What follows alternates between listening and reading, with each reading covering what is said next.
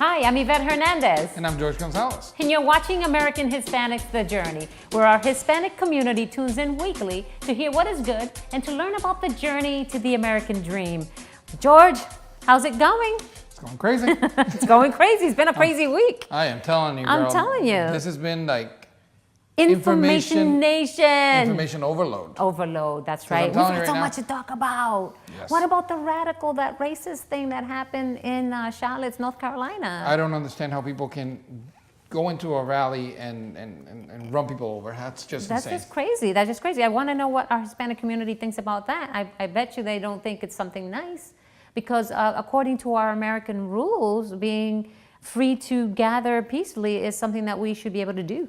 Guys, you got to realize this, though. We have a nation that we love. Yes. We have rules that we should follow. And having a protest, it's one thing. But having a riot and craziness is a totally different. You can get your message across without killing people. Without hurting anybody. Yeah. I feel bad for the family. I feel bad for the girl that got hurt. I really do feel bad for the young man that even thought about doing that. That he didn't have the sense to think, these lives matter. Everyone's lives matter. You also have the idealistic upbringing of these people. You go to school, your parents are teaching you this is the right thing. We're a superior race. We just got to eliminate people. They don't know any better. Right. And it's sad to see the psyche of these people when they get caught and you talk to them. It's really sad to realize that they actually think they're doing something good. Right. So. And it's sad to think that Donald Trump, I think, has a lot to do. He needs to, I think, really, really pay attention to how he's leading the country into this racist concern. I really think that that's where it's coming from because because Donald Trump knows so many people that comes from the KKK, the neo-Nazi thing, David Duke, the Grand Wizard. Yes, the first he knows Wizard. him, then he doesn't know him, or it's sad to say when you hear him talk. It's just pure evil. It is. It's coming across. We're a country that we have, managed to get to this point, and we're going back rather than moving forward. We're going backwards. Goodness, we thought we had passed that, and now we're back at that again. I feel like we're going back in time. It really does. What do you guys think? ¿Qué ustedes piensan, los hispanos que están mirando el programa ahora? What do you guys think about what's going on in our nation right now with regards to the racism and all the attacks and everything that's going on? I got something to tell you, though. What? Looking at the news and watching over and over, we had, sadly to say, a Puerto Rican, actually, a KKK member. That's right. That's what I'm talking about. KKK, and when we talk about people that are part of these particular groups, we're talking about people that think that they're superior to others, and I don't think it matters where they come from. The thing with that is, it's once again, it's a terrorist group, is what I call it. I'm sure they didn't start that way, but they are now that way. Right. Years ago, I got a letter from the KKK thrown in my yard, and I thought it was funny to see that. I'm like, okay, I get this. Yeah. I'm Puerto Rican. Did you know I'm brown? Right. Hello. But I did get it, and it was just recruiting. Wow. They were going to have, and me and my neighbors will have that. I have a Jamaican neighbor. He's like, we should go to that meeting totally, you and I. You imagine that? We walk in there and they're like, hey people, you want some rice and beans or something? Joe Arpaio is being pardoned probably by our president. That's another thing. He's another prejudiced person that I think he's prejudiced. That's the way I feel. You have to uphold the law, is what he said. Yes. And now you're being asked to do exactly what you preach. Right. Now, if you want us to treat you like you treated those people there, then you know what? It should be a two-way street, and you should be treated just as such. What does it say in our Bible? It says, treat people like you want to be treated. Now you're in a position where you're going to be treated probably the same way you treated those people, or worse. We're going to feed you the food that you fed them. Joe Arpaio, he's supposed to be, wanting to be elected again, and I believe that the president was saying something to the fact that he might be he was approving him or the fact pardoning him. He was going to give him a pardon. Right. Let's see what happens with that. We're talking about the white supremacists and all that good stuff. We need to respect one another. We need to respect each other. I believe that in this country, the way it is, we have to like our differences, but we don't have to like everything. We need to be educated. When we're making a decision on such a as attending a rally like that or a protest. We got to be just careful. We do. We have to be so careful. Guys, hit us up on Instagram, on our social media, and let us know what you think about this topic. And there's so many other topics that are happening in our country this week. George, wow, if you're just tuning in, guys, you're watching American Hispanics, The Journey. I'm Yvette. I'm George Gonzalez. Stay tuned. We'll be right back. That's right. We're going to take a break. The Journey, where our Hispanic community tunes in weekly to hear what is good and to learn about the journey to the American dream.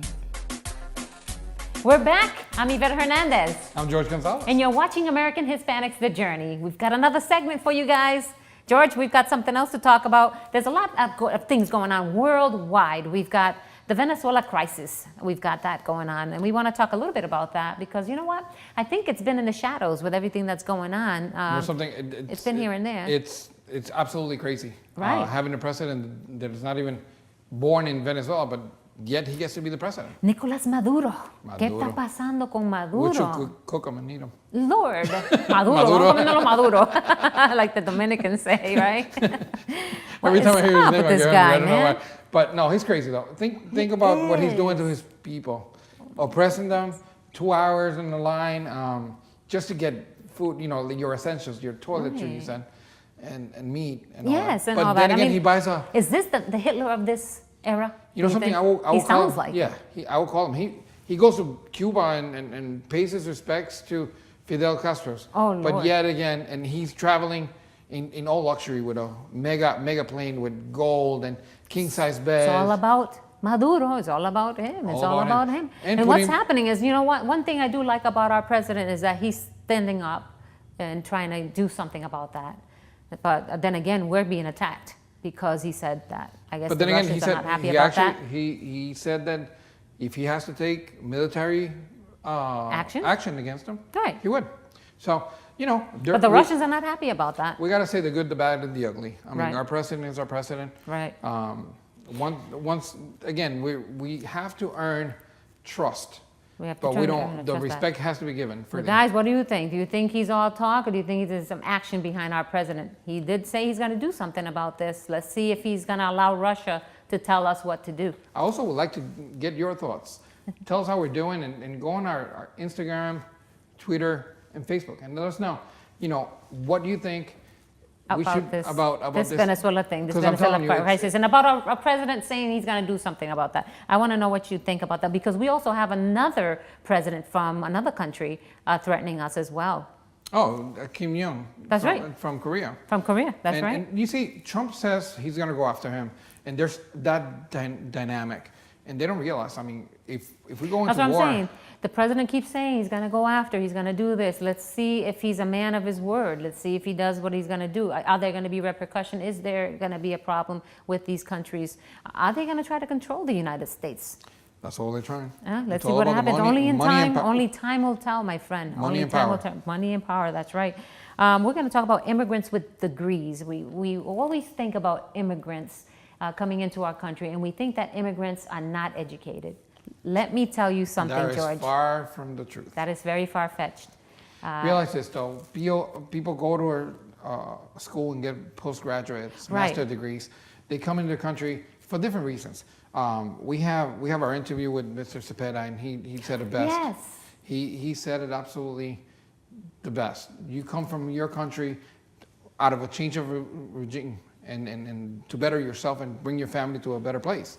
And it's just very, very, very sad what we're going through. That's right. That's right. And I think that immigrants with degrees, you know, a lot of immigrants come in. I know a lot of people that had their doctor's degree, dentistry, nursing, and they come to this country, and because they can't speak the language, they can't get the job, or because the United States does not uphold their education in their country, they'd have to retake the course all over again. I wish that we need to have like a refresher course for people like that. They do have certain courses that you can take, but once again, I worked for the city of Providence in 1996. I had a gentleman by the name of Ramon. He was a doctor, and he just didn't speak the language, and he was a janitor because that's all he could get. But he will tell people, "No, I'm a doctor." They don't realize how Wow. sad it is to see that. But they make ends meet, and they do what they got to do to feed their family. Wow. It's amazing. So I just wanted to put it out there that not all immigrants are uneducated. And I think a lot of our immigrants come here for an education. So therefore, a lot of the Hispanics that live in America are well-educated people. We just wanted to let you guys know that. We want your take on that. Please let us know what you think. And we hope that we are empowering you and giving you some good information, letting you know that you are smart and that you guys do matter. That all lives matter. All lives matter. You're watching American Hispanics, The Journey. We have a great interview coming right up, so please stay with us. That's right, Yvette. We got Francisco Cepeda. This is going to be a great interview. Don't change your channel. We'll be right back. We'll be right back.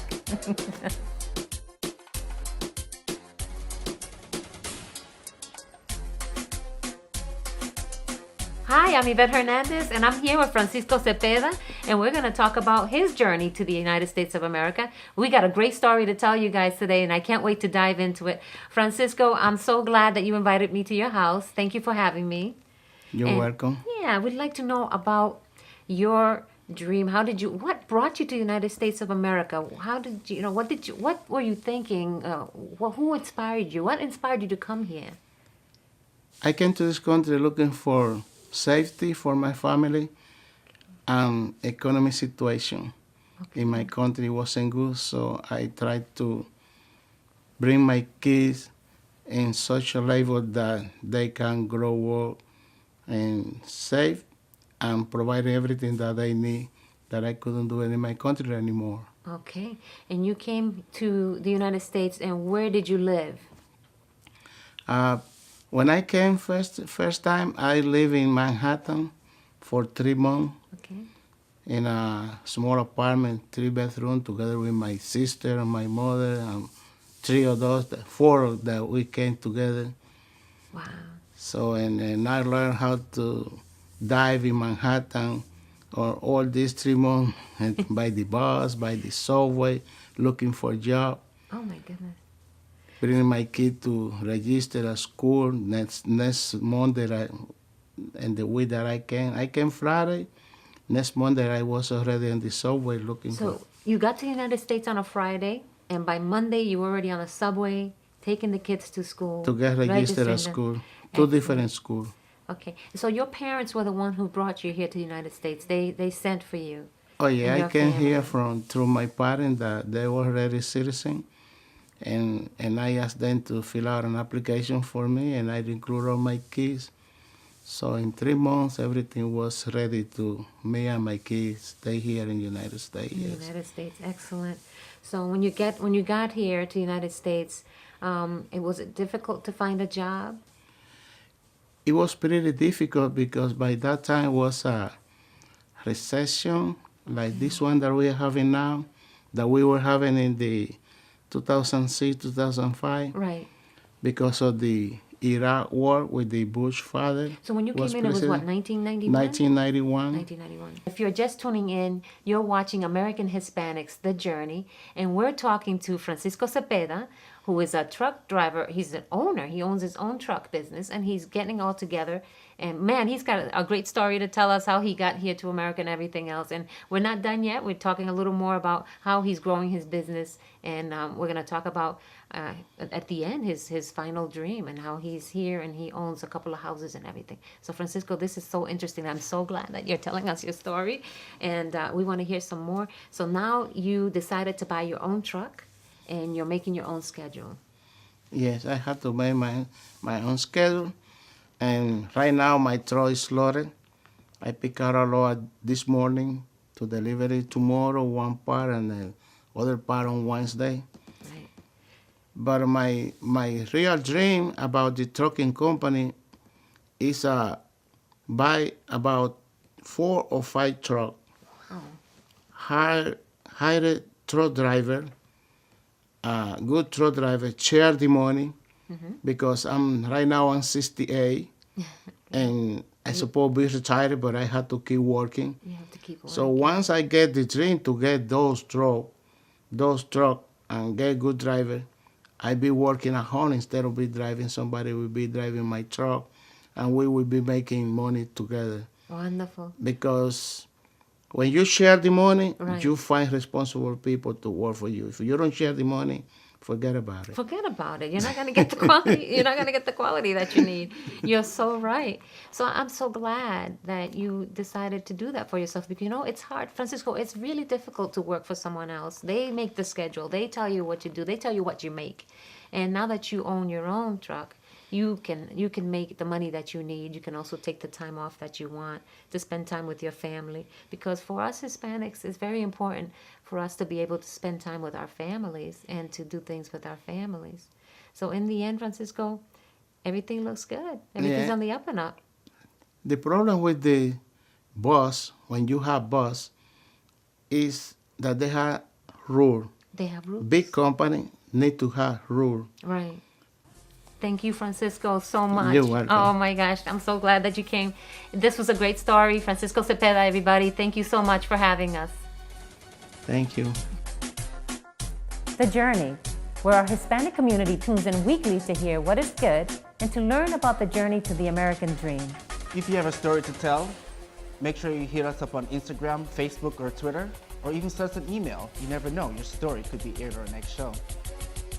You're watching American Hispanics, The Journey. We had a great interview with Francisco Cepeda. Wasn't that a great interview, George? You know what? It was absolutely awesome. I like the fact that the way he said, he came to the country for the safety of his family. For the safety of his family. That's, You almost sounded like he was Russian when he said that, didn't he? A little bit. What I like? I like the fact that a lot of Hispanics have that in their mind. Because I think he was just trying to speak his best English with us, I love it. Qué pobrecito, yo le digo, pues tú puedes hablar un poquito de español si que la quieres. cámara asustan. Sí, un poquito. All right. Pero Cameras will make you Francisco, nervous, though. we love you. Thanks for coming on our show, Francisco. We appreciate it. We appreciate it so much.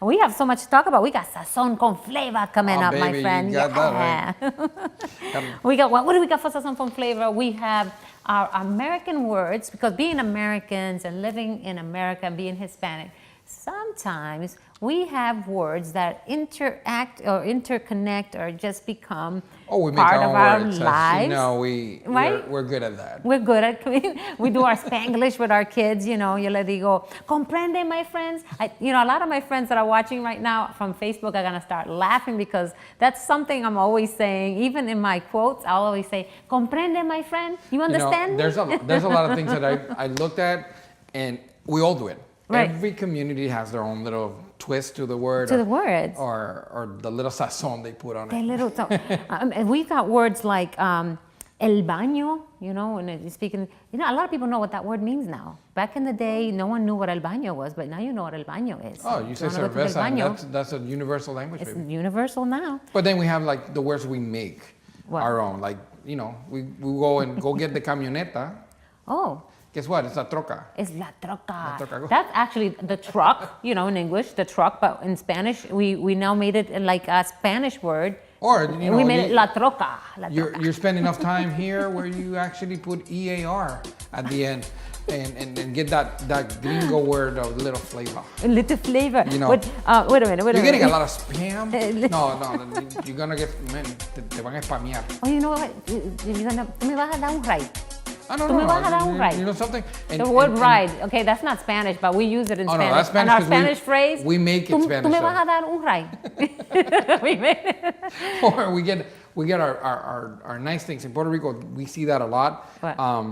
Where you get a brand and make the item the brand. Like, for instance, I'm not going to go get diapers.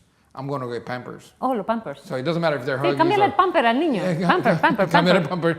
Yeah, don't change the diaper. It's not a diaper, it's a pamper. You no longer have gum or bubble gum. It's chiclets. El chicle. Everything's chicle. I knew you thought that was let me tell you, I don't want to call my cousin out. My cousin, she was born here, and of course we were trying to teach her some English, and we told her that in Spanish there is male and female words. So she thought that everything had male and female. Here she goes with, I'm not going to say your name. I know that you know who you are. I want the name and I want the incident. I'm not going to give it to you. She goes, caballo, caballa. No, that's not how you say that. Yeah, no, caballo, caballa. Puerta, puerto. No, honey, that's not how you do that one. Carro, carra. No, I don't think so. Poor thing. Zapato, zapata. But you know something, it happens a lot. It happens a lot, especially with the little kids. When they're trying to, But that actually does work, though. Pato, The pata. pato pata? Yeah, it is. You have the pata. Oh, it is right. Señora, I missed that one. gente, como se pone la gente aquí. ¿Cómo se? But then we have also Kleenex. Oh, Kleenex. Kleenex is Kleenex. It doesn't matter. I mean, there's no more tissues. It's Kleenex. It's not tissue, it's Kleenex. So we have a lot of We have a lot so of many that. words. I mean, I went to New York in 1989. For the first time, I go to visit my uncle, and it was kind of fun when he said, "Go to la yarda and get me tomates." And I'm La like, yarda. "What? To the- Yarda?" to the yarda. So I'm looking at the yardstick. That's a yarda. right. So I'm like, "Where would you put la yarda? What?" Hey guys, I hope we've inspired you today. I'm glad that you're watching our show today. If you're just tuning in, you're watching American Hispanics, The Journey. And to those of you who are watching, we'd like to thank you for watching. But also want to tell those who haven't been watching us to please go on our AHTJ, The Journey channel on YouTube and watch our previews and watch our reruns. Absolutely. I wanted to thank you for watching. Please follow us on Instagram, Twitter, Facebook, LinkedIn, and now please subscribe to our channel. We want to make sure we know exactly what you want to hear, and tell us how we're doing. That's right. We'd also like to invite our local businesses that are catering to our Hispanic community. Please hit us up on Facebook. Please let us know your story. We'd love to hear your journey. We'd love to come out and film at your location. I'm Yvette Hernandez. Yeah, George Gonzalez. Look, I forgot You're my George, name. he's George I'm Gonzalez. Hasta la vista, guys. See you later.